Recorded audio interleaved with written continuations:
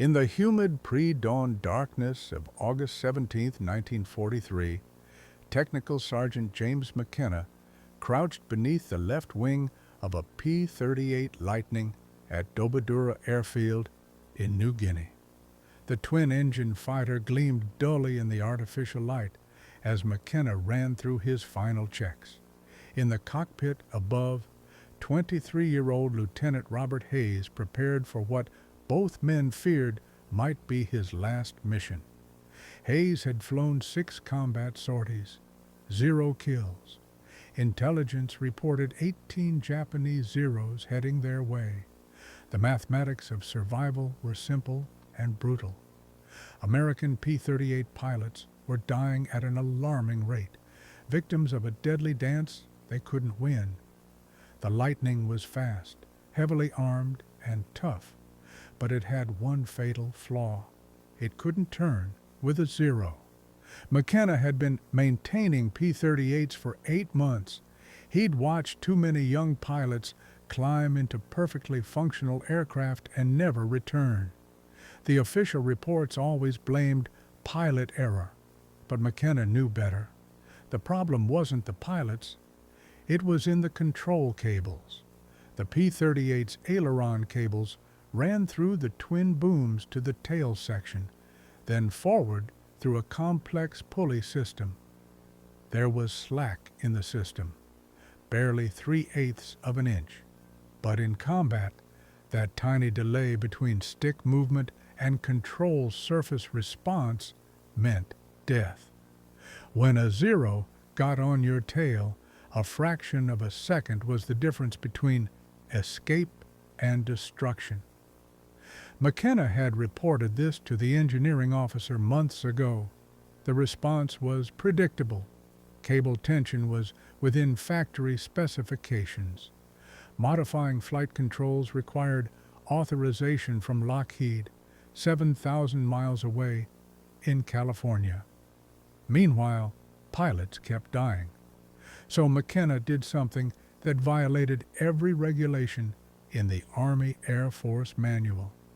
He took a 6-inch piece of piano wire from a salvaged aircraft, bent it into a Z shape, and installed it as an inline tensioner in Hayes's left aileron cable. The modification took 8 minutes. It added 4 pounds of tension. It eliminated the slack completely. As Hayes taxied for takeoff at Euro 742 hours, McKenna watched from the flight line. Nobody had noticed his unauthorized modification. Now, all he could do was wait and see if his gamble would save a life or cause a crash that would end his career. The engagement began at 0814 hours. Hayes's flight of 4 P-38s intercepted 9 Zeros at 13,000 feet over Huon Gulf. Following doctrine, Hayes dove from altitude, building speed to 380 miles per hour.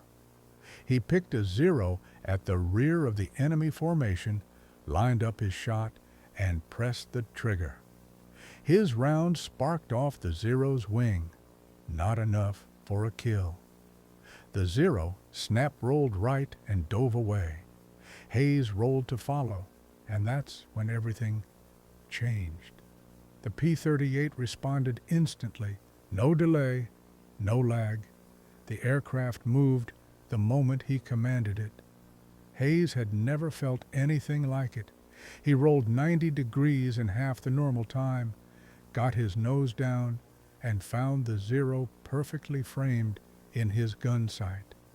3 seconds of concentrated fire walked up the 0's fuselage. The enemy fighter exploded, trailing black smoke as it tumbled toward the jungle below. Hayes's first kill. His wingman's warning cry snapped him back to reality. 3 Zeros were diving from above, seeking revenge. Doctrine said to keep climbing, use the P-38's superior speed to escape, but Doctrine had been getting pilots killed. Hayes reversed hard into the attackers. The Lightning snapped around like a completely different aircraft. The lead Zero, caught off guard by the aggressive maneuver, found itself exposed. Hayes fired, hitting the enemy fighter's wing root. The wing folded, and the Zero tumbled earthward. 2 kills in 30 seconds. The remaining Zeros tried to engage in their preferred turning fight, alternating reversals to force an overshoot. But Hayes's P-38 matched them turn for turn. Every control input translated instantly into aircraft movement. When one Zero bled too much speed in a hard reverse, Hayes got inside its turn. At 200 feet, he couldn't miss. The Zero disintegrated under concentrated fire. 3 kills in 7 minutes. Hayes climbed away, low on fuel and ammunition, his hands shaking with adrenaline. When he landed at Dobodura, McKenna was waiting. Hayes climbed down from the cockpit, walked straight to his crew chief, and said 2 words. It worked. Word spread like wildfire through the pilot grapevine. Captain Frank Mitchell, watching from altitude, had seen Hayes's P-38 maneuvering like no lightning he'd ever witnessed. After landing, Mitchell tracked down McKenna and demanded the same modification for his aircraft. McKenna explained the risks. Unauthorized modifications meant court-martial if discovered. Mitchell didn't care. He'd lost 4 pilots in a month. Regulations could wait. By August 20th, McKenna had modified 9 aircraft. Other crew chiefs learned the technique. Cut the wire, bend the Z-shape, install the tensioner. 8 minutes to save a life. The modification spread from squadron to squadron through whispered conversations and midnight maintenance sessions. The results were immediate and dramatic. Hayes scored 2 more kills on August 22nd. Mitchell got 3 on August 25th. Pilots who hadn't scored in months were suddenly surviving engagements and shooting down enemies. The kill ratio began shifting. In July, Americans lost 2 P-38s for every Zero destroyed. By September, the ratio was nearly even. The Japanese noticed. Veteran pilots like Lieutenant Commander Saburo Sakai, with 64 kills to his credit, found their reliable tactics suddenly failing. The American P-38s were rolling faster, reversing quicker, staying in fights they should have lost. Sakai barely escaped a September 3rd engagement with a Lightning that reversed as fast as his Zero, something that shouldn't have been possible. Japanese intelligence examined crashed P-38s, but found no visible modifications. The secret was hidden inside the tail booms, a simple piece of wire that looked like standard equipment. Without knowing what to look for, they couldn't identify the change that was killing their pilots. By late September, Japanese command ordered pilots to avoid engaging P-38s without significant numerical advantage. The hunters had become the hunted, and it all came down to 8 minutes of unauthorized maintenance work. The modification never became official during the war. When Army Air Force inspectors discovered the irregularities in October 1943, a bureaucratic battle erupted. The modification clearly worked. Squadrons using it showed dramatically improved survival rates, but it violated regulations. Mechanics faced potential court-martial for unauthorized modifications to flight controls. Lockheed engineers arrived in November to evaluate the modification. Their conclusion? It was safe, effective, and should have been part of the original design. The P-38J model entering production in December 1943, incorporated a factory-designed cable tensioning system, but McKenna's name appeared nowhere in the documentation.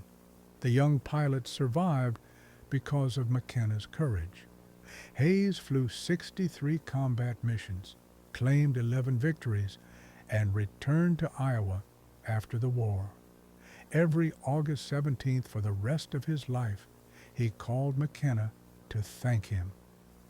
Mitchell became a squadron commander, survived the Philippines campaign with 16 kills, and retired as a colonel, always crediting an unnamed mechanic with saving his life. McKenna himself left the service in 1946, opened an auto repair shop in Long Beach, and rarely discussed the war. When asked, he'd say he was just a mechanic who fixed airplanes. In 1991, a military historian researching P-38 modifications tracked down the 73-year-old McKenna. The historian estimated the piano wire modification may have saved between 80 and 100 American pilots. McKenna's response was characteristic. He never counted saves, only remembered the pilots who came home. James McKenna died in 2006, buried with military honors in California. His obituary mentioned his service as an aircraft mechanic, but not the piano wire modification that changed the Pacific Air War. In his Long Beach garage, now under different ownership, a faded photograph still hangs on the wall. A young sergeant in greasy coveralls standing beside a P-38 Lightning, dated August 1943, New Guinea.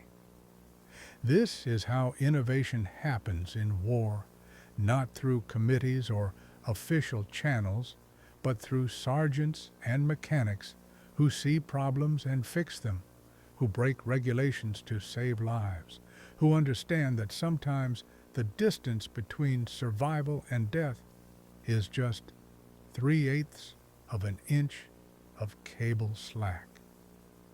McKenna's piano wire modification stands as testament to the ingenuity and courage of the maintainers who kept American pilots alive, one unauthorized repair at a time.